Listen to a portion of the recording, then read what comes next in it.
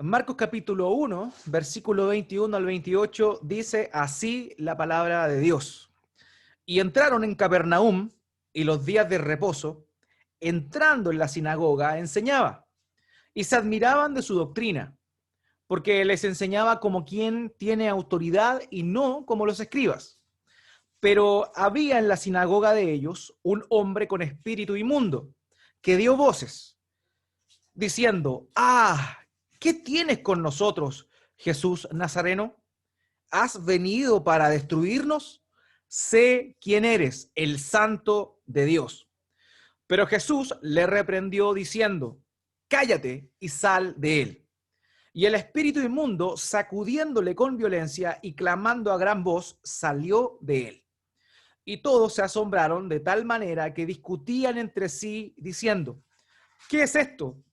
¿Qué nueva doctrina es esta? Que con autoridad manda aún a los espíritus inmundos y le obedecen.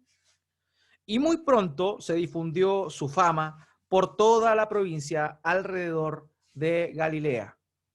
Quiero rogarle a que me acompañe, incline su rostro y juntos podamos orar a nuestro Dios por la palabra de esta mañana. Padre bendito, Padre eterno, tú que estás en los cielos, tú que eres santo y cuyo nombre debe ser santificado, a ti nos dirigimos esta mañana nuevamente, Padre, reconociendo quiénes somos, simplemente barro. Somos barro en tus manos. Somos criaturas tuyas, creados con un propósito desde antes de la fundación del mundo. Sin embargo, nuestros padres cayeron, fallaron, y a raíz de eso, cada uno de aquellos que hemos nacido en este mundo cargamos la maldición del pecado. Padre, reconocemos que no somos pecadores porque pecamos, sino que nacimos siendo pecadores y que cada falta que hemos cometido simplemente es una manifestación de lo que nuestra naturaleza ya traía. Pero Padre, en tu divina misericordia, tú estableciste antes de la fundación del mundo, en un pacto eterno, en un contrato maravilloso, antes de la fundación, en la eternidad pasada, salvarnos por medio de la obra de nuestro Señor Jesucristo, quien vino a este mundo tomando la forma de un siervo, fue hecho semejante a nosotros los seres humanos, se hizo hombre y vivió una vida perfecta sin pecar, lo que nosotros no pudimos hacer y no podemos hacer. Y luego de haber vivido esa vida perfecta, ofreció su vida en sacrificio vicario por nosotros, en la cruz del Calvario, cargando en sus espaldas nuestros pecados. Padre, muchas gracias por ese hermoso sacrificio que nos diste por intermedio de nuestro Señor Jesucristo. Reconocemos realmente nuestra incapacidad de acercarnos a ti, sino más bien reconocemos que tú te acercaste a nosotros y nos llamaste a ser tus hijos por puro afecto de tu voluntad, adoptándonos por intermedio de la obra de nuestro Señor. Más que gratitud, más que gozo no podemos sentir en nuestras vidas, Padre, por todo lo que tú has hecho en nuestro favor. Y no bastándote con tal gracia, también dejaste tu Espíritu Santo para que pudiésemos acercarnos más a ti, para que pudiésemos mantener una esperanza viva, una comunión viva contigo. Padre, gracias. Gracias por esa maravillosa obra de redención de la cual hoy somos beneficiarios y mediante la cual hoy podemos seguir conociéndote más, conociéndote por intermedio de tu palabra, conociéndote a través de la predicación y la proclamación de esta. Mi Dios, te rogamos esta mañana que nos dirijas nuevamente hacia ti, que encaminen nuestros corazones hacia tu corazón, que podamos ser moldeados por él, que podamos ser escudriñados, expuestos y humillados ante tu palabra de verdad, y que podamos finalmente reconocer quién eres tú, quiénes somos nosotros, reconocer que solo tú tienes la autoridad, que solo tú tienes el reino, que solo tú tienes el dominio y que solo tú mereces toda gloria y honra. Padre, te ruego de manera personal, como pastor, que dirijan mis palabras para poder proclamar, enseñar lo que tú dices. Cuida mis labios de añadir y también de quitar aquellas cosas que no están aquí en tu palabra. Te ruego, mi Dios, que a pesar de mí, tu Espíritu Santo sea glorificándote a ti por medio de la predicación de tu palabra. Bendice la vida de mis hermanos, Bendice grandemente esta familia de fe, esta congregación local, por intermedio de tu palabra y el poder de tu Espíritu Santo. Gracias te damos, mi Dios, esta mañana nuevamente. Oramos en el nombre de nuestro Señor Jesucristo. Amén y amén. Todo niño pequeño, o por lo menos la mayoría, les encantan, sobre todo los varones, les encantan lo que son los superhéroes. Los superhéroes. Estos son hombres especiales, ¿cierto? Con habilidades diferentes, superiores al promedio. En la mayoría de los casos también sabemos que hay héroes que no tienen poderes sobrenaturales, pero la mayoría tiene precisamente lo que se conocen como poderes. Y más allá de importar o de llamar la atención por su personalidad, por su nobleza, a los niños particularmente les llama la atención por las habilidades que poseen.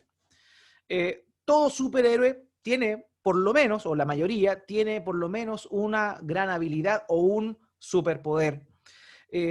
Aunque claramente hay excepciones. Spider-Man, por ejemplo, es ágil, tiene la capacidad de moverse, una gran oportunidad de trepar paredes, de tener un sentido arácnido que le va avisando los peligros antes que estos acontezcan. Y sin duda alguna, nuestros niños cuando ven esos superhéroes anhelan de alguna manera indirectamente tener esas grandes capacidades. También está Flash, ¿cierto? Un superhéroe que tiene una super velocidad, resistencia. ¿Quién como Flash que puede moverse de un lado a otro a la velocidad del sonido sin necesidad de tomar un avión, sin la necesidad de tomar un bus? Él puede desplazarse rápidamente donde quiera. ¿Quién no querría una capacidad como esa? Superman es el superhéroe por antonomasia. Él es el superhombre, vuela, tiene super fuerza, visión rayos X, puede también derretir lo que quiera con su mirada, con su aliento puede soplar, puede congelar, sin duda alguna. Superman es como el arquetipo de todo lo que son los superhéroes. Sin embargo, como se enseña muchas veces a los niños en la escuela bíblica, Jesús es mucho más que un superhéroe. Jesús sobrepasa toda la fantasía que podemos encontrar nosotros en los dibujos animados, en las películas y también en los cómics. Jesús es un héroe de verdad. Jesús es el que tiene un poder por sobre todos los demás. Siempre se habla del superhombre, pero Jesucristo fue Dios hecho hombre. Y él tenía un gran superpoder que nosotros podemos contemplar a lo largo de todo el relato del Evangelio. Y particularmente Marcos es enfático en manifestar este superpoder que nuestro Señor Jesucristo tenía. Y este superpoder que aparece descrito en las Escrituras es la autoridad. Si Jesucristo tenía un superpoder, este era su autoridad. La semana pasada vimos precisamente cómo el Señor Jesús, con la autoridad que él tenía, se acercó a la orilla del mar de Galilea, del lago de Genezaret, y llamó a dos parejas de hermanos. Ante la autoridad del llamado que el Señor Jesucristo realizó, Pedro y Andrés no tuvieron otra más que hacer que dejar las redes y seguirle en el momento. Ese llamado de autoridad que el Señor Jesucristo realizó fue suficiente para que estos hombres dejaran todo aquello que estaban realizando y simplemente le siguieran. En el caso de Jacobo y Juan, fue algo mucho más allá de lo que Pedro y Andrés hicieron. Ellos dejaron a su padre y también a los trabajadores y abandonando esas labores le siguieron. Todo esto por haber oído la voz de autoridad del Hijo de Dios, del Dios hombre, llamándole a seguirle. Y de esa manera nosotros podemos ver cómo es que Marcos es el escritor del Evangelio que más menciona la palabra autoridad. Es increíble esto porque, como lo he mencionado anteriormente, el Evangelio según Marcos es el más breve de todos los relatos del Evangelio. Sin embargo, junto con Mateo, es el que más veces emplea o repite la palabra autoridad dentro de su relato. con 10 oportunidades de acuerdo al texto griego. O sea, en el texto griego del Evangelio según Marcos, en 10 oportunidades aparece la expresión de Jesús con su autoridad. Esto es muy interesante, como les decía, si lo comparamos con los demás relatos del Evangelio, que son mucho más extensos que el Evangelio según Marcos. Por eso el título de esta prédica tiene por nombre el superpoder. Y conforme a este pasaje vamos a estar viendo nosotros dos puntos importantes o dos manifestaciones de la autoridad del Señor, que evidentemente deberían impactar nuestras vidas, pero que también deben llevarnos a la reflexión y a la práctica en nosotros de cómo concebimos a nuestro Señor Jesucristo y cómo nosotros vivimos de acuerdo a esa autoridad. El primer punto que vamos a estar hablando es la autoridad para enseñar, y el segundo punto que vemos en este pasaje es la autoridad para derrotar a sus enemigos. Cuando hablamos de la autoridad del Señor Jesucristo para enseñar, que corroboramos en este pasaje, acompáñeme por favor al versículo 21. Acompáñeme por favor ahí al versículo 21. Dice, y entraron en Capernaum y los días de reposo, entrando en la sinagoga, enseñaba. Existe una centralidad de la enseñanza o de la centralidad de la enseñanza dentro del ministerio del Señor Jesucristo. Dice el texto acá, como es costumbre en Marcos, que inmediatamente después de llamar a sus primeros discípulos, él entró en la ciudad de Capernaum. Él se instaló en la ciudad de Capernaum. Recordemos que el Señor Jesucristo nació en Belén, pero vivió básicamente toda su vida previo a su ministerio en la ciudad de Nazaret. Cuando él es bautizado por Juan, luego de la tentación, él vuelve a su casa, tiene un breve ministerio en Judea, pero luego del encarcelamiento de Juan, de acuerdo a lo que vimos semanas anteriores, el Señor Jesucristo comienza su ministerio en Galilea. Y aquí vemos que particularmente él se instala en la ciudad de Capernaum. Capernaum, ¿cierto?, estaba dentro de la zona más grande llamada Galilea. Bueno, la Galilea, como ya lo he comentado antes, era una zona marítima conocida en el antiguo Imperio Romano como la Via Maris. Era un punto de conexión entre varias culturas, la verdad.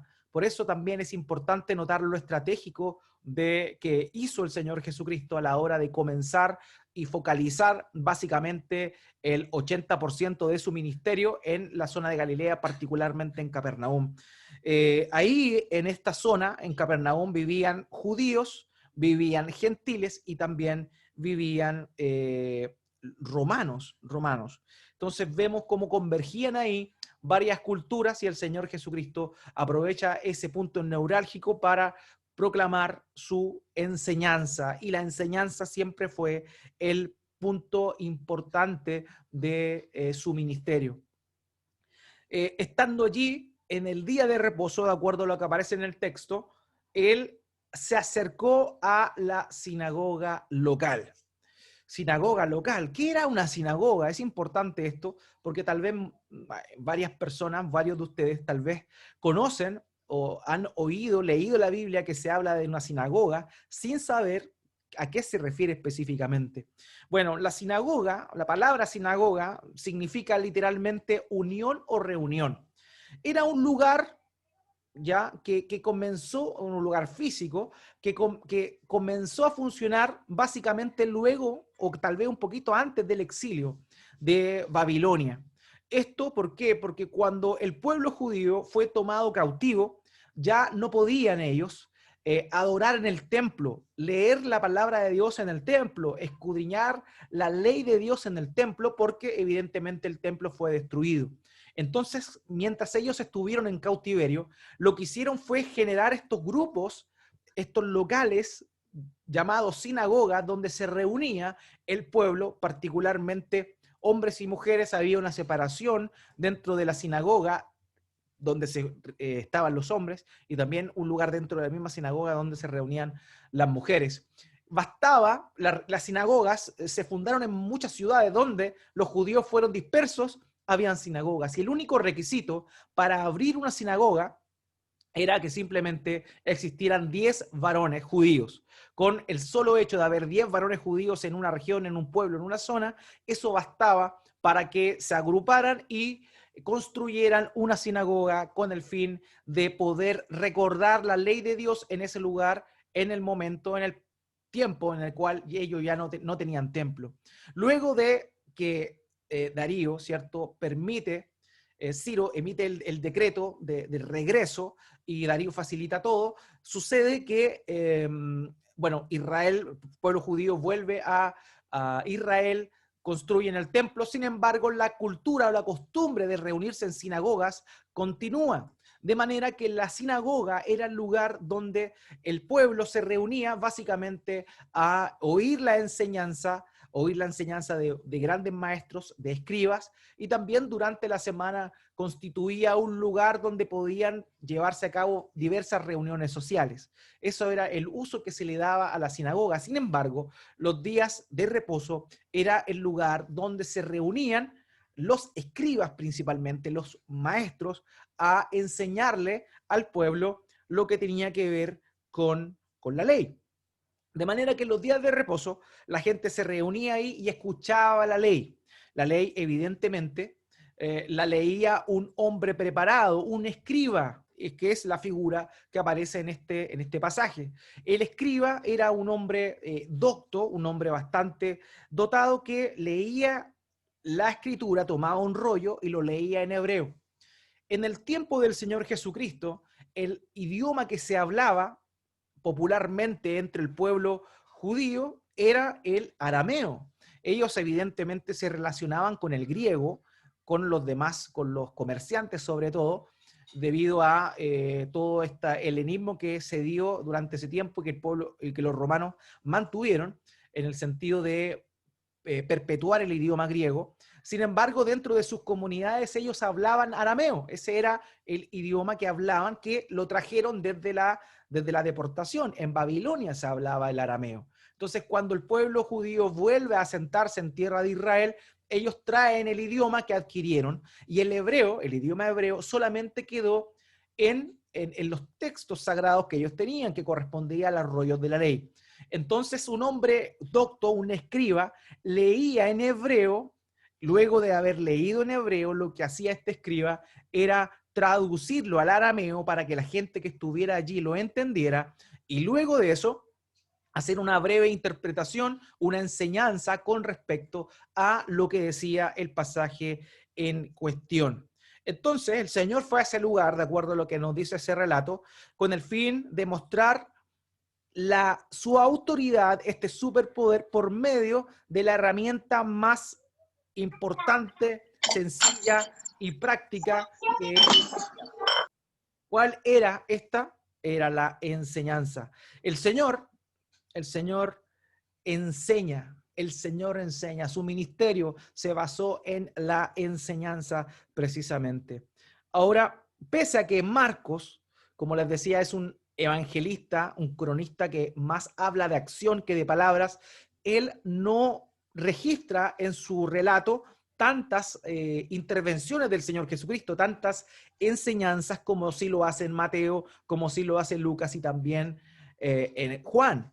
Él no registra tanto, pero nuevamente, para nuestro asombro, Marcos es el que más habla de la enseñanza que realizó Jesús. Eso es interesante porque pese a que él no registra muchas enseñanzas del Señor, Marcos es el evangelista que más resalta la centralidad del ministerio de la enseñanza dentro de la obra de Cristo en la tierra.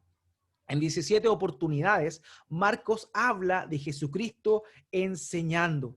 El Señor enseñaba en las sinagogas, Él enseñaba al aire libre, enseñaba sobre una embarcación cuando todos estaban en la orilla de la ribera del lago, y Él se subía a la embarcación y desde allí les predicaba. Luego enseñaba también mientras caminaba. Él lo hacía en todo momento. Siempre estaba enseñando. Esa era su arma más trascendente y sin duda alguna el Señor Jesucristo hizo muchas señales portentosas. Acalló el mar, la tempestad se aquietó, hubo bonanza luego de que él hiciera callar a la tormenta. También hizo grandes cosas como la multiplicación de los panes y los peces en 2 oportunidades distintas.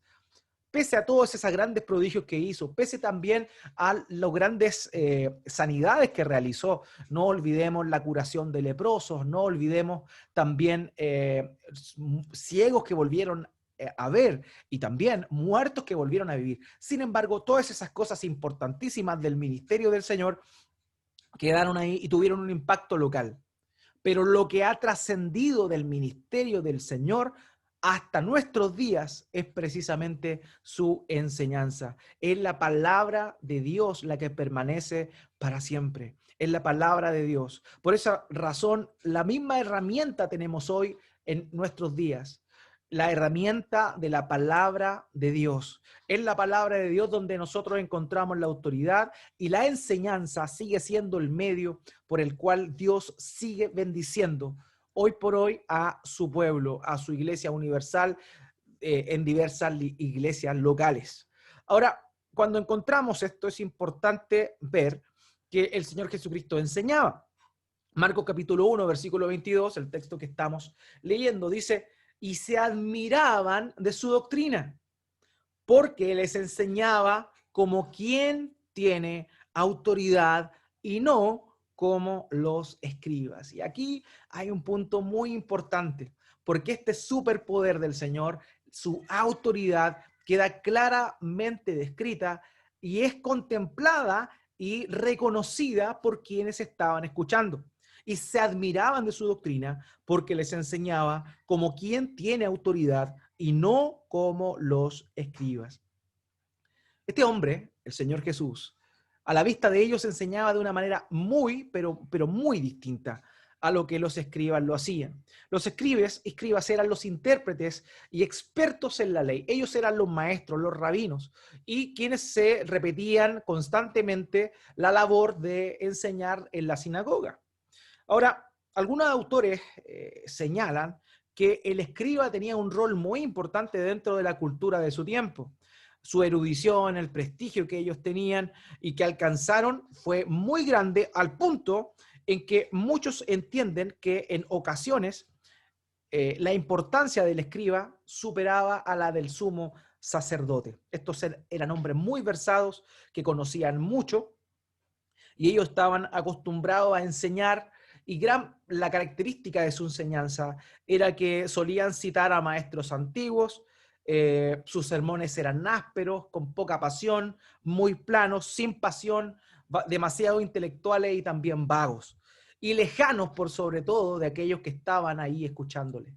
Entonces, esta característica que tenían los escribas para enseñar, sin duda alguna, era lo que el pueblo estaba habituado a oír. Pero cuando escucharon al Señor Jesucristo, ellos vieron y notaron algo totalmente distinto. Ellos se asombraron. Ellos quedaron pasmados porque dijeron, bueno, Él enseña de una manera totalmente distinta. Ellos lo escucharon hablando de algo vivo, escucharon que Él era un maestro cercano y que estaba lleno de pasión. A Él no le interesaba las sofisticaciones. Él enseñaba de acuerdo a lo que iba viendo. Ven a este niño que está aquí. Bueno, si quieren ser grandes en el reino de los cielos, tienen que humillarse como este niño. Si tuviera fe como un grano de mostaza, le diría a este monte, muévete y échate al mar, y este se movería. Seguramente tenía a mano una semilla de mostaza para mostrársela a sus discípulos. La enseñanza del Señor Jesucristo fue siempre sumamente práctica y cercana a aquellos que estaban oyendo estas enseñanzas. De manera que esto claramente fue notorio para estos hombres que estaban ahí. Ellos entendieron que el Señor enseñaba de esa forma y reconocían que Él tenía y hablaba como alguien que tenía autoridad. Ahora, aquí la pregunta, ¿qué significa este superpoder? ¿Qué significa autoridad? Es ahí donde la etimología nos ayuda, porque el término autoridad significa literalmente de lo original. Eso es lo que significa, de lo original. Y esta palabra griega proviene de la misma raíz de la palabra autor. De manera que Jesús no estaba enseñando con una autoridad derivada, ¿se entiende? Sino que él estaba hablando con una autoridad original. Él era la palabra hecha carne. Cuando él hablaba la palabra, él hablaba de sí mismo. Por ese motivo, él tenía una autoridad original y no una autoridad derivada. Él era la palabra. Cuando hablaba de lo que Dios decía, estaba hablando de lo que él decía, porque él es Dios hombre.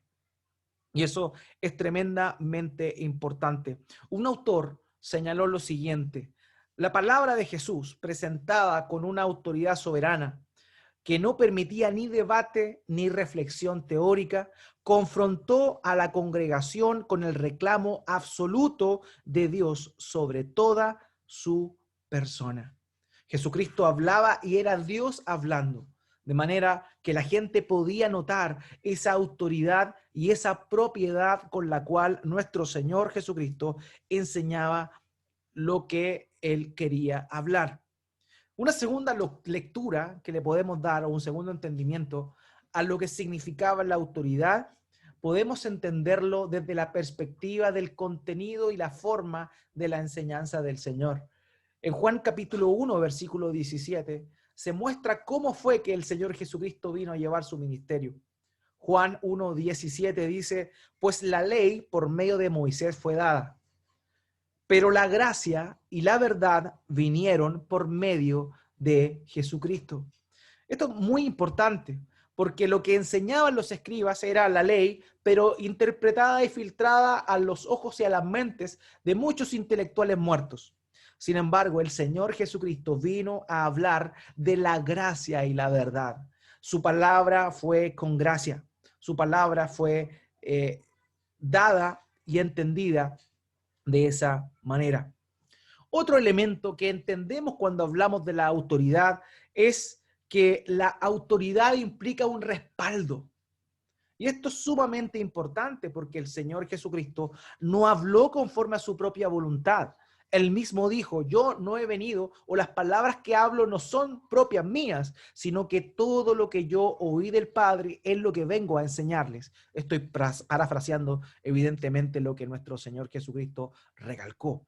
Ahora, cuando él dice, o cuando se dice que él tenía autoridad, esta autoridad era superior. Esta era una autoridad que venía desde el mismísimo cielo. Un autor señaló lo siguiente: gracia se refiere a esa cualidad que no puede ser fabricada ni manipulada por hombre alguno, pues es esencialmente divina. Es la presencia de Dios visiblemente expuesta en las acciones de la persona. Un maestro entonces enseña con autoridad cuando se percibe el respaldo de Dios en todo lo que habla. El Señor Jesucristo tenía todo el respaldo del Padre para decir lo que Él estaba señalando. De manera que esto es muy importante, porque nos lleva a nosotros también a comprender la autoridad con la cual servimos a los demás, la autoridad con la cual proclamamos la palabra de Dios a las demás personas. Y esta debe ser una autoridad que proviene de una intimidad con Dios. Dios, si estamos con Dios, si tenemos comunión con Dios, evidentemente podemos hablar en función a su autoridad, porque Él nos acompaña, Él está con nosotros. Pero eso se debe también a una concepción de intimidad. Solamente podemos servir con autoridad cuando la presencia de Dios nos acompaña, de acuerdo a cultivar nuestra comunión con Él sostenidamente en el tiempo por medio de su palabra y la autoridad de su palabra. Ahora bien, hay un último elemento que quiero mencionar que también es fundamental dentro de lo que corresponde a esto que es la autoridad, de acuerdo a lo que nuestro Señor Jesucristo enseña acá. Este elemento es que el Señor Jesucristo vivía lo que enseñaba. Él era la palabra, de él venía la palabra, él era el origen, él tenía una autoridad delegada, él vino a hablar con gracia y verdad, pero por sobre todo, nuestro Señor Jesucristo vivía lo que él predicaba y enseñaba. Y eso en lo práctico es la mejor manera de poder entender para nuestras vidas lo que significa hablar o enseñar con autoridad. El Señor Jesucristo llamó a los suyos a orar. Y constantemente en el relato del Evangelio vemos a Jesucristo orando. Pasaba noches enteras en oración. Vemos que también en cualquier momento Él se desconectaba de la situación y oraba al Padre. Él le dijo a sus discípulos que oraran al Padre y Él oraba al Padre. Él vivía lo que enseñaba. El Señor Jesucristo dijo, oren por sus enemigos. ¿Y qué hizo el Señor Jesucristo estando en la cruz? Él dijo, Padre, perdónanos porque no saben lo que hacen. Jesucristo vivía lo que enseñaba. Vemos también cómo Él llamó a los suyos, a sus discípulos, a servir a los demás. Y fue Él quien primeramente se quitó el manto, se arrodilló delante de sus discípulos y les lavó los pies. El Señor Jesucristo siempre vivió lo que enseñó. Y esa era una señal inequívoca de autoridad. En ese sentido, hermanos míos, nosotros podemos enseñar con autoridad cuando vivimos lo que estamos enseñando. Y ese era un sello distintivo dentro de lo que nuestro Señor Jesucristo realizó. Muchas veces nosotros enseñamos y hablamos de una manera de poco cuidado con respecto a verdades que son eternas. La mejor forma de hablar con autoridad es experimentar aquello. El Señor Jesucristo, cuando una mujer pecadora le estaba lavando los pies y lloraba, Él le dijo a los que estaban recriminándolo, al que poco se le perdona, poco ama, pero al que mucho se le perdona, mucho ama. Las personas que pueden hablar de mejor manera del amor de Dios son aquellos que han entendido y han recibido un amor más grande producto del gran perdón que se le ha dado por sus pecados. Cuando tú vives algo, puedes enseñarlo de una manera con más autoridad. Es sencillo, muchas veces nosotros escuchamos o hemos escuchado en la televisión o aquellos tal vez que tienen un pasado en el catolicismo romano, han oído a un cura, a un sacerdote católico romano hablar del matrimonio, hablar de la familia, hablar de la paternidad, pero ellos ciertamente pueden dar buenos consejos, pero ellos nunca han vivido eso y nunca lo van a vivir producto de que no pueden experimentar aquello que están enseñando. Un cristiano es aquel que experimenta lo que enseña. No podemos animar a otros en el sufrimiento si nosotros no hemos sufrido, porque lo demás sería de la boca para afuera. Podemos dar buenos consejos claramente, pero la autoridad viene cuando hemos experimentado el sufrimiento. Y cuando nosotros hemos sufrido, podemos animar, podemos apoyar a otro hermano que está pasando por sufrimiento, y de esa manera se ve la autoridad que emana de la experiencia, de la vida. La fe es algo vívido, no es algo teórico. Y eso es muy importante y lo podemos ver nosotros aquí en este concepto de autoridad. Hermanos míos, podemos enseñar con autoridad cuando nosotros estamos viviendo bajo aquello. Nosotros podemos llamar a los pecadores al arrepentimiento cuando nosotros nos hemos arrepentido de nuestros pecados. Y no solamente una vez, sino cuando constantemente nos encontramos arrepintiéndonos de todas las faltas que cometemos durante el día. ¿Cómo vamos a llamar a los pecadores a arrepentirse si nosotros pecamos hace más de 3 días que no nos arrepentimos? El hecho de vivir lo que predicamos es una garantía de que estamos predicando con esa autoridad que emana directamente de Dios también, filtrada por la propia experiencia. De manera que eso es lo que vemos acá, la autoridad del Señor Jesucristo para enseñar. Ahora bien, la respuesta de sus oyentes fue increíble. ¿Cuál fue? Asombro. Ellos se asombraron porque él no enseñaba como los escribas, sino que lo hacía como quien tenía esta autoridad, este superpoder que Marcos enfatiza tanto en su relato del Evangelio. Ahora bien, luego de haber visto eso, podemos notar el segundo punto importante o la segunda manifestación de la autoridad de este superpoder de nuestro Señor Jesucristo en este pasaje. Y es lo que comenzamos a contemplar desde el versículo 23. Acompáñeme, por favor, al versículo 23. Aquí vamos a ver la autoridad del Señor para derrotar a sus enemigos. El versículo 23 dice: pero había en la sinagoga de ellos un hombre con espíritu inmundo que dio voces. Ahora bien, todo esto es muy interesante. ¿Por qué? Porque cuando el Señor se encontraba predicando, en ese mismo momento Él estaba enseñando, la gente se admiraba, pero mientras unas personas se admiraban, otros, en este caso este hombre con espíritu inmundo, comenzó a gritar, a gritar. Eso es bien interesante porque la respuesta o la manifestación de este demonio viene de la enseñanza de la palabra predicada con autoridad. O sea, no es como que él terminó de enseñar y luego de eso pasó un tiempo y se manifestó un hombre endemoniado. No, el texto nos dice, Marcos dice pero, la Reina Valera lo traduce como pero esa expresión griega tiene la misma idea de la inmediatez. Es decir, inmediatamente en la sinagoga de ellos un hombre con espíritu inmundo dio voces. O sea, en el mismo momento que el Señor Jesucristo estaba predicando, aparece este endemoniado gritando.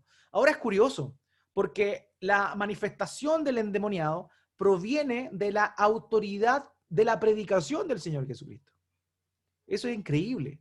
Cuando se predica la palabra con autoridad, los demonios aparecen. Ahora, una de las cosas tremendas que uno ve acá es, a ver. ¿Dónde se encontraba este hombre endemoniado? Este hombre endemoniado estaba en la sinagoga. En la sinagoga, un lugar donde se rendía culto espiritual, un lugar donde se leía la ley de Dios. ¿Y quién estaba ahí? Un endemoniado. ¿Se da cuenta de eso? ¿Se da cuenta o no? Hay muchos endemoniados que pueden estar en la iglesia. Hay muchas personas que pueden estar siendo influenciadas por espíritu inmundo, pueden estar incluso no tan solo influenciadas, sino también poseídas, solo que no hay una manifestación evidente de lo que está pasando dentro de ellos.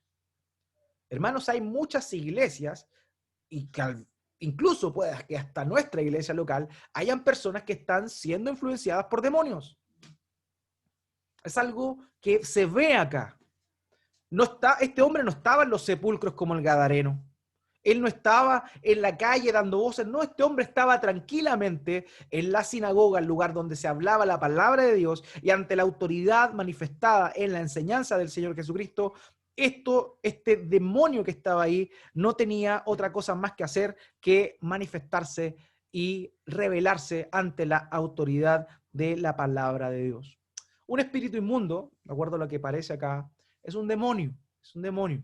Ahora, es interesante, pero este hombre habla en plural, dando a entender de que no solo tenía un demonio, evidentemente había uno que hacía de vocero, pero habían varios demonios dentro de él.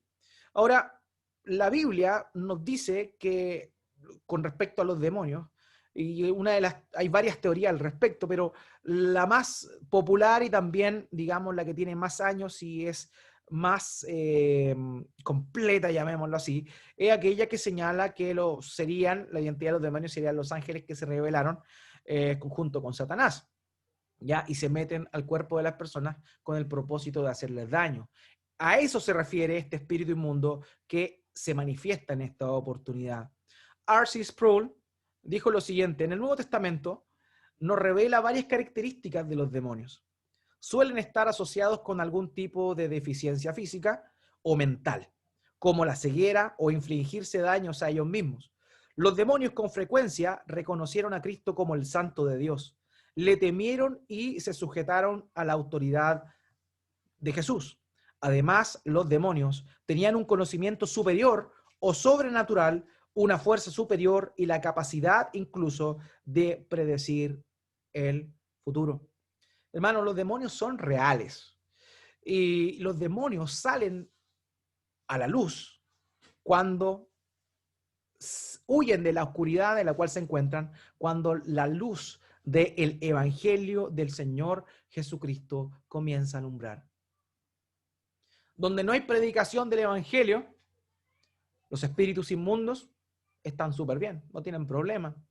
Pero cuando hay predicación del Evangelio, todos aquellos espíritus que pueden estar influyendo a las personas salen a la luz. Eso es evidente. Sabemos que nuestras imperfecciones en la oscuridad no quedan en evidencia, sino que precisamente cuando llegamos a la luz es que se ven nuestras imperfecciones. Lo mismo sucede en este caso. Cuando está la palabra de Dios con autoridad, cuando la palabra de Dios está siendo predicada, está siendo enseñada, todos estos espíritus afloran. Y tienen que salir, tienen que, conforme a la voluntad de Dios, desaparecer. Y eso es algo que nos muestra este texto, hermanos. Ciertamente no es algo que vemos tan a menudo, no es algo que vemos de forma cotidiana, pero no podemos ser ajenos a la presencia y la manifestación de demonios en nuestra cultura. Hay un testimonio interesante que quiero leerles en China sobre la manifestación y la acción de los demonios. Esto es un testimonio dado por un misionero presbiteriano. Imagínense, los presbiterianos son súper poco dados a este tipo de manifestaciones con respecto a lo ortodoxo de su teología. Sin embargo, este ministro presbiteriano llamado Hugh White dijo lo siguiente, o se señala lo siguiente sobre él, y cito, dice: el señor Hugh White, misionero presbiteriano en China durante muchos años, dice lo siguiente: la demonología, como se observa en los tiempos presentes, es la misma del tiempo de Cristo. La terminología que se oye en relación con eso es tan idéntica que uno siente que están dando en las calles de Nazaret o de Capernaum. Es muy común experimentar las vejaciones que los demonios le hacen a alguna persona. Pues los demonios hablan, van y vienen, derriban al paciente y tratan de matarlo. Esto es una experiencia de un pastor presbiteriano en China con respecto a lo que sucedía luego de la predicación del Evangelio. O sea, podemos ver nosotros que cuando hay luz, las tinieblas quedan expuestas. En algunos casos, evidentemente, es silencioso, pero en este caso particular, de la presencia misma del Señor Jesucristo, de la autoridad máxima, hay una manifestación evidente. Hermanos, la influencia de demonios es algo que es real. Nosotros no podemos decir que no es así. El apóstol Pablo dijo en Efesios capítulo 6 que nuestra lucha no es contra carne ni sangre, sino contra príncipes, potestades, huestes celestiales. Esa es una realidad. Lo que pasa es que eso corresponde al mundo invisible. Nosotros no lo podemos ver. Sin embargo, hay una acción clara y presente de aquello. Entonces, no podemos desconocer el mundo espiritual y la influencia que los demonios tienen en las personas. Ahora, quizá no se manifiestan de la manera que vemos aquí a este hombre como se manifestó, pero ciertamente la mayor arma que tienen estos espíritus inmundos es pasar desapercibidos. Recordemos lo que dice Pablo a los Corintios: Satanás se disfraza como ángel de luz. O sea, muchas veces nosotros creemos que la influencia demoníaca solamente está presente en actos o hechos como los que estamos leyendo aquí, donde un hombre da voces, grita y presenta estas cosas. No, el Satanás se disfraza como ángel de luz. Donde hay cosas que aparentemente son buenas, puede estar involucrado Satanás. Donde hay cosas que son aparentemente pacíficas, está involucrado Satanás. ¿Quién podría decir que la meditación trascendental es algo satánico? Porque se ve evidentemente en algo sumamente relajado, pacífico, controlado. Sin embargo, Satanás se mueve evidentemente en medio de todas esas cosas orientales donde se ve supuestamente una paz interior, cuando en realidad hay una gran influencia demoníaca en todo aquello. Entonces, hermanos queridos, no podemos nosotros desconocer la acción de demonio, en este caso, como la presencia misma del Señor Jesucristo. Estaba ahí la autoridad plena de Dios en él. Este demonio no pudo hacer otra cosa que manifestarse y salir del anonimato. Mientras el Señor Jesucristo estaba hablando, o antes de empezar la reunión en la sinagoga, este hombre era un hombre común y corriente. Pero cuando el Señor Jesucristo comenzó a hablar, este demonio salió, este demonio se manifestó. Entonces, no debemos estar nosotros ajenos a cosas como esa. Quizá puede suceder que nos toque experimentar situaciones como esa y no podemos nosotros decir o simplemente catalogarlo de una manera tan natural.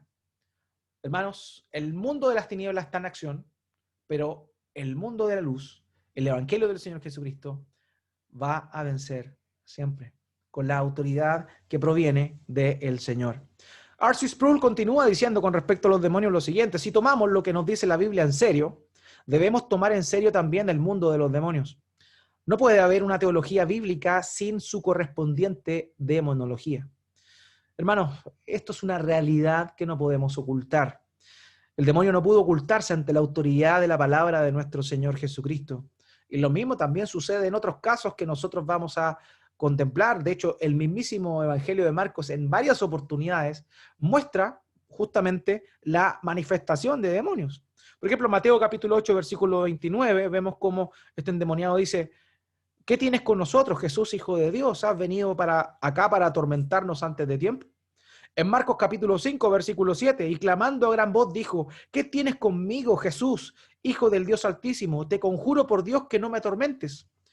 En Lucas capítulo 8, versículo 28, al ver a Jesús, lanzó un gran grito y postrándose a sus pies, exclamó a gran voz: ¿qué tienes conmigo, Jesús, Hijo de Dios Altísimo? Te ruego que no me atormentes. Y en nuestro texto acabamos de leer que él dijo en el versículo 24: ah, ¿qué tienes con nosotros, Jesús Nazareno? Has venido para destruirnos. Sé quién eres, el Santo de Dios. Jesucristo viene a destruir las obras del mal. Eso es lo que dice Primera de Juan. Para esto precisamente apareció el Hijo de Dios, para deshacer las obras del diablo. Eso fue lo que se manifestó, eso fue lo que se vio. Pero aquí hay algo interesante, hermanos míos. Hay un reconocimiento de los demonios de la identidad de nuestro Señor Jesucristo. Y esto es muy importante, porque también nos deja un precedente y nos hace un llamado de atención rotundo. Dice acá que ellos le dijeron: ¿qué tienes con nosotros, Jesús Nazareno? Ellos le reconocen como Jesús de Nazaret. En la antigüedad existía una costumbre, porque sobre todo en el mundo griego, había un oficio que era el de exorcista. Los hombres griegos, habían personas que se dedicaban a los exorcismos. Y una de las técnicas que tenían ellos, estos exorcistas ambulantes, era mencionar el nombre del demonio con el fin de manifestar que tenían autoridad sobre él porque le conocían. Y aquí vemos algo curioso, vemos que el demonio de alguna manera le llama a Jesús por nombre, dice Jesús Nazareno, sabe que él es Jesús y también sabe de dónde viene. Pero si este hombre quería, o estos demonios querían de alguna forma mostrar autoridad sobre Cristo, evidentemente le salió el tiro por la culata, porque esto de ninguna manera fue así. Ahora, otra opción para entender este pasaje es que verdaderamente estos demonios entendieron quién era él, Jesús Nazareno, el hombre. Y después continúa diciendo el Santo de Dios, que corresponde a un término mesiánico. Cuando en el Salmo 106 se dice que no dejarás que tu santo vea corrupción. O sea, es una declaración directa a que él era aquel que moriría y resucitaría al tercer día. O sea, estos demonios no solamente están reconociendo a Jesús como el hombre, sino que también reconocen a Jesús como el Santo de Dios, como Dios mismo. Y esto es increíble, hermanos, porque los demonios tienen mejor teología que muchos cristianos o muchos que se creen cristianos. ¿Se da cuenta de eso? Se da cuenta que los demonios saben mejor quién es Jesucristo que muchas personas. Por eso es importante reconocer y recordar que saber que Jesucristo es el Señor no es suficiente para la salvación. Porque los demonios reconocen que Jesucristo es el Señor, como en este caso, reconocen que es el Hijo de Dios, que es el Santo de Dios. Y aún así ellos se van a ir una eternidad a la perdición. El obispo Ryle, Juan Carlos Ryle, dijo: la mera creencia en los hechos y doctrinas del cristianismo no salvará nunca nuestras almas. Esa fe no es mejor que la de los demonios. Todos creen y saben que Jesucristo es el Cristo. Creen que un día juzgará al mundo y los arrojará al tormento eterno en el infierno. Resulta solemne y triste pensar que, en cuanto a estas cosas, algunos de los que profesan ser cristianos tienen menos fe que el mismo diablo. El diablo sabe lo que le viene, los demonios saben lo que le viene, pero muchas personas que dicen ser cristianas y no lo son en verdad, no quieren creer lo que la Biblia dice con respecto a su destino. Muchos demonios tienen mejor teología que las personas. Santiago capítulo 2, versículo 19 dice: ¿tú crees que Dios es uno? Bien haces. También los demonios creen y tiemblan. De ese modo, es que no se trata solamente con decir que Jesús es el Señor. No se trata con confesar simplemente Jesús es el Señor. Porque muchos dirán en aquel día: Señor, Señor. Pero la respuesta del Señor Jesucristo es: no te conozco, apártate de mí, hacedor de maldad, al lago de fuego y azufre preparado para el diablo y sus ángeles. No se trata tan solo de decir que Jesucristo es el Señor. Es algo mucho más complejo que eso. Martín Lutero dijo: la vida del cristianismo se compone de pronombres posesivos. Una cosa es decir Cristo es el Señor, y otra muy diferente decir que Cristo es mi Salvador y mi Señor. El diablo también puede afirmar lo primero, pero solo el verdadero cristiano puede afirmar lo segundo. Hermano, nosotros somos quienes decimos que Cristo es nuestro Salvador y nuestro Señor. Y eso es lo que estamos llamados también a proclamar a los demás. Los demonios tienen un adelanto con respecto a muchos de aquellos que dicen ser cristianos y no lo son. Es interesante ver el destino también. Por lo menos los demonios creen y tiemblan, pero se van a ir al infierno. Y mucha gente que se va a ir al infierno también es mucho más osada y no tiembla ante la palabra de Dios. No tiembla ante quién es el Señor Jesucristo. Un autor dijo: todos los demonios y la gente eran pecadores. No obstante, solamente los demonios chillaron de miedo. Ellos entendían que Jesús era su juez y que los arrojaría al infierno. Las personas sin duda no lo entendieron. Los demonios reconocieron quién era Jesús. Sin embargo, no tienen ninguna posibilidad de salvación. A las multitudes se les ofreció perdón divino, pero éstas se negaron a reconocer al único que puede proporcionarlo. Y eso es lo que pasa. Los demonios tienen claro quién es el Señor, saben que Él es el único Salvador y están condenados a muerte. Pero muchas personas que tienen la posibilidad de reconocer que Jesús es el Señor realmente, prefieren no creer. En el infierno va a haber gente crédula. En el infierno va a haber gente crédula. No basta simplemente con creer, basta con creer, arrepentirse y vivir. Una declaración verdadera y genuina de que verdaderamente Cristo es nuestro Señor. Estos demonios reconocieron que Jesucristo tenía el poder para destruirles.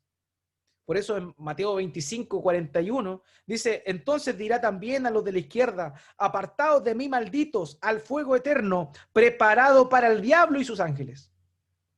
El lago de fuego fue preparado para el diablo y sus ángeles. El ser humano no debería haber ido ahí, pero por su obstinación, las personas van a ir ahí, por desechar al único camino para llegar al Padre, que es Jesucristo nuestro Señor. No basta solo con decir Jesús es Dios. Hay que ir más allá. Hay que creerlo, hay que vivirlo, hay que experimentarlo. Esta confrontación que el Señor Jesucristo tuvo con estos demonios fue constante en su ministerio. Fue algo habitual, no fue algo de solamente una vez. Esto fue lo que Él hizo y lo que Él llevaría a cabo también en la cruz. En la cruz hubo una victoria sobre los enemigos del Señor. Un autor dijo: el relato que hace Marcos de un exorcismo corriente muestra que está sucediendo algo extraordinario. Satanás está siendo refrenado hasta su derrota final. La venida del reino de Dios es el comienzo de la subyugación final de Satanás. Y no hemos de temer a los molestos espíritus inmundos cuando Dios obra a nuestro favor. Hermanos, el Señor Jesucristo con autoridad hizo acallar a este demonio. Y no solamente lo hizo callar porque él no necesitaba de un testimonio que lo diera un enemigo de él. Él no necesitaba un testimonio de un ser caído, de un ser que sería condenado. Y le ordenó inmediatamente salir de él, no sin antes este demonio dar un alarido intenso, sacudirlo violentamente y dejarlo. Hermanos, cuando la autoridad del Señor y su palabra están presentes, los demonios tienen que huir.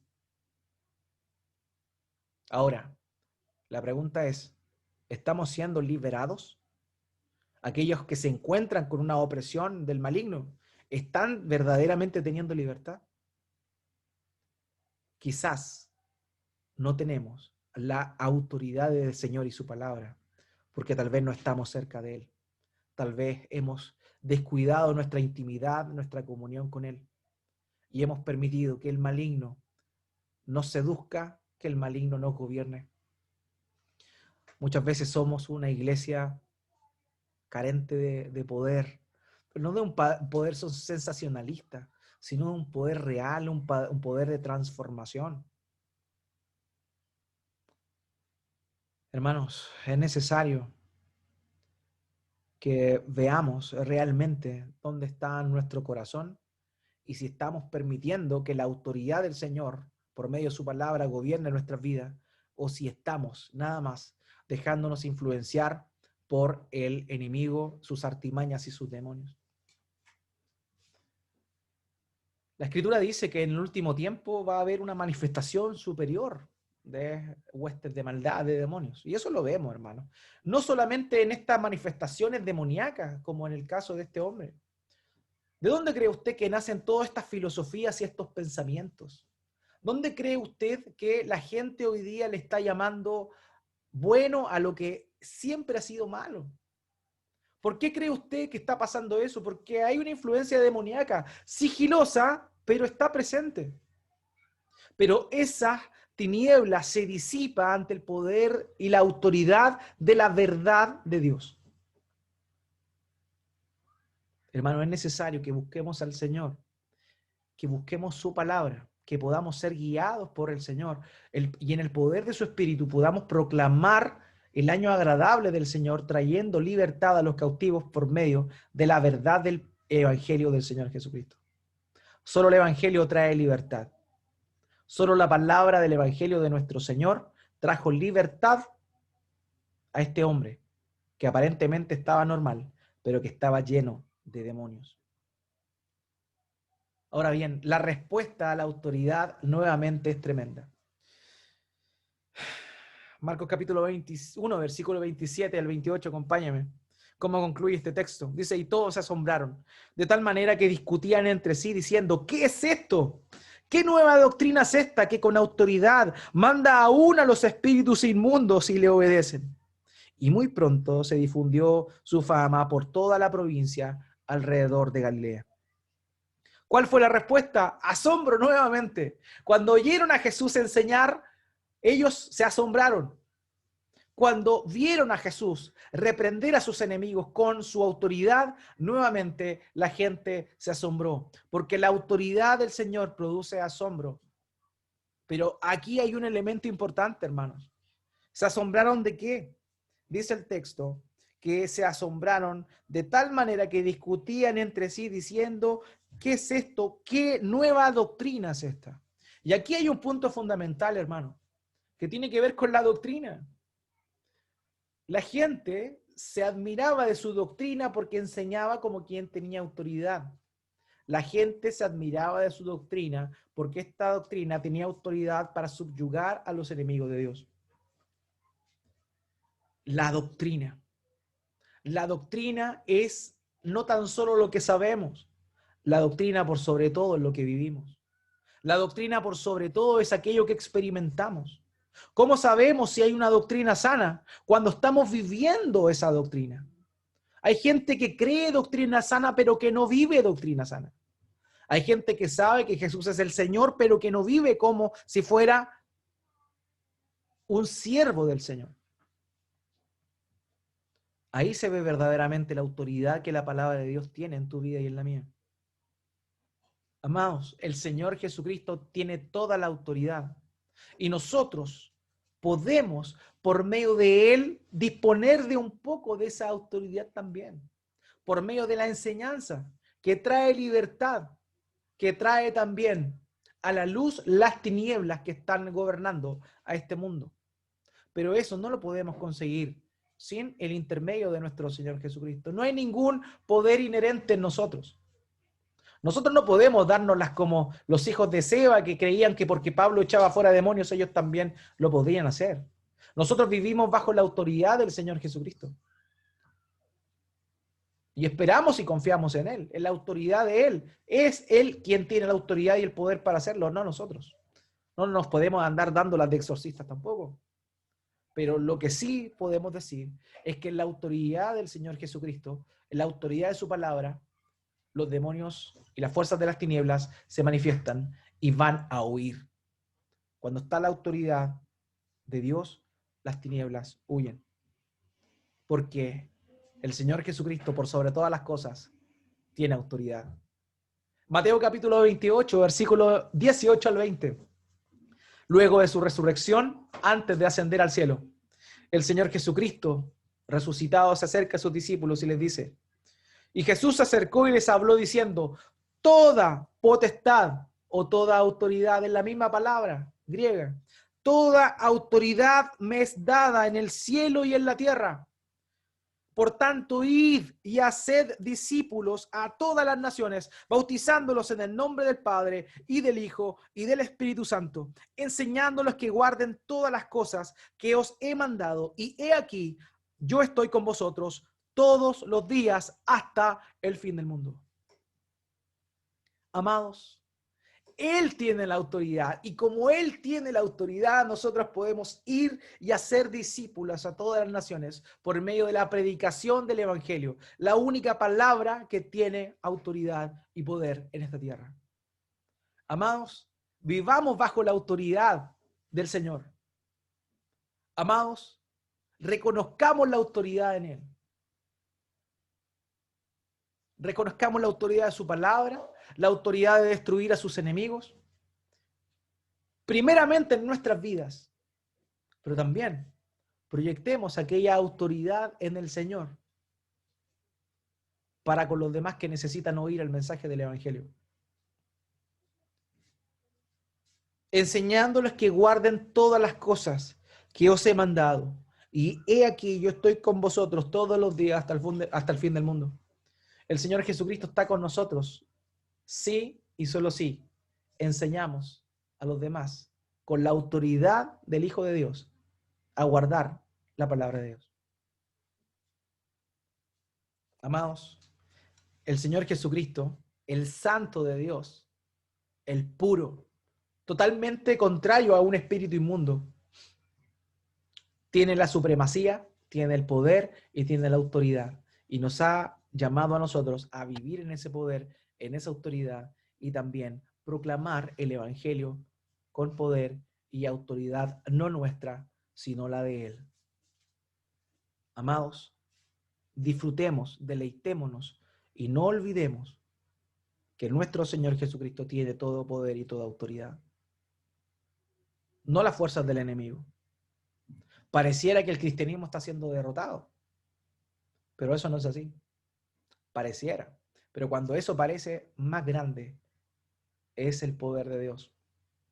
Hay registros antiguos de historiadores que decían que en el tiempo de las persecuciones a la iglesia, parecía, un historiador dice, pareciera que entre más se salpica la sangre de los cristianos, más gente se convierte al cristianismo. Cuando más opresión hay, cuando aparentemente mayor poder de las tinieblas hay sobre la iglesia, es cuando más las tinieblas están siendo derrotadas. No nos dejemos engañar. Muchas personas están esperando al anticristo. Sí, viene, pero mejor espera a Cristo, que viene a reinar, a establecer su reino definitivamente y gobernará por los siglos de los siglos. No esperes llegar a ese momento para vivir bajo su autoridad. Desde ya tú puedes vivir bajo su autoridad y también hablar su palabra conforme a la autoridad de nuestro Dios, enseñando y proclamando que nuestro Señor Jesucristo tiene poder sobre todos sus enemigos. Como dice Colosenses capítulo 2, despojando a los principados y a las potestades, los exhibió públicamente, triunfando sobre ellos en la cruz del Calvario. Amados, solamente por la autoridad de Él nosotros podemos vencer. No lo olvidemos.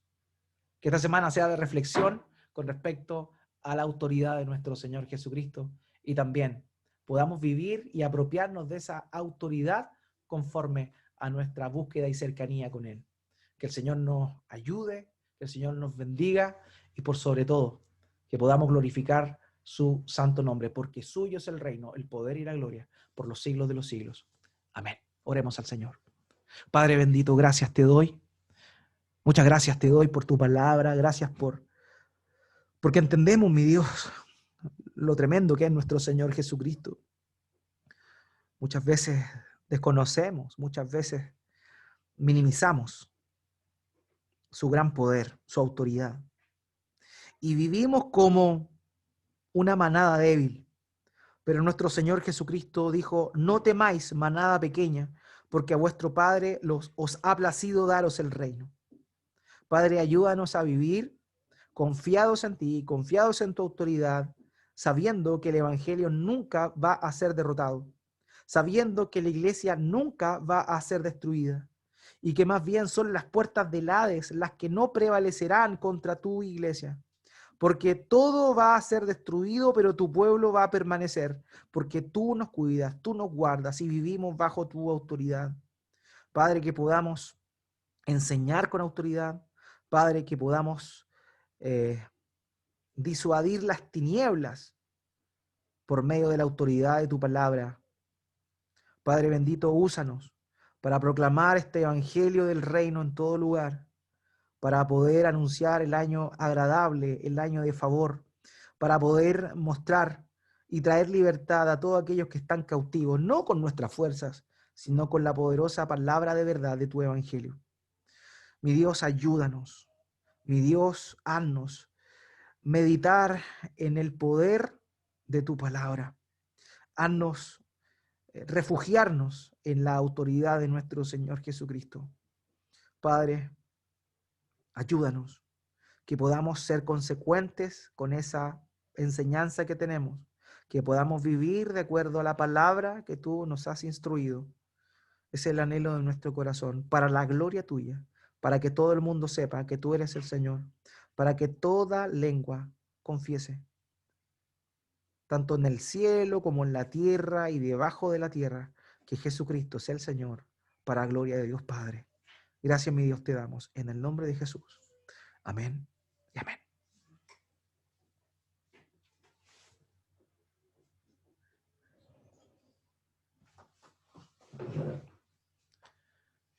Muy bien, hermanos. Que el Señor les bendiga grandemente, familia.